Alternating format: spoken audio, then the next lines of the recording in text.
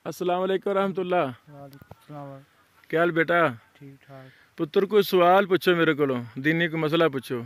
चाचू दाढ़ी रहना सुनना था या फर्ज है? मेरी दाढ़ी आ रही भाई, कटाना जायज़ है या नहीं? अच्छा, वेरी गुड पुत्र।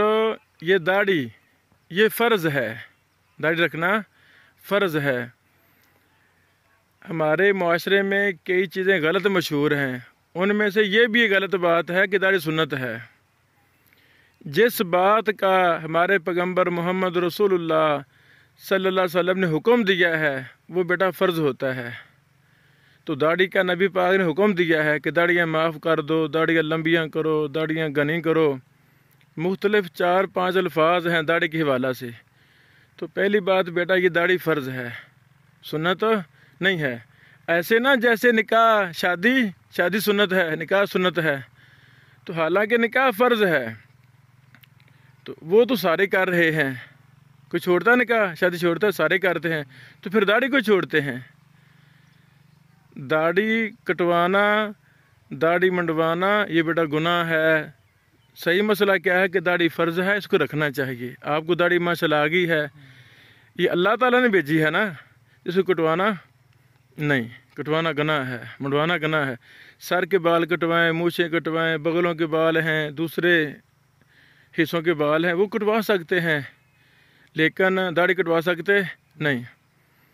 अल्लाह अकबर। रसूलुल्लाह सल्लल्लाहु अलैहि वसल्लम की दाढ़ी थी, तमाम अंबिया की दाढ़ियाँ थीं, तमाम सहाबा कराम की दाढ़ियाँ थीं, उलमा मुहद्दिसीन सब की दाढ़ियाँ थीं।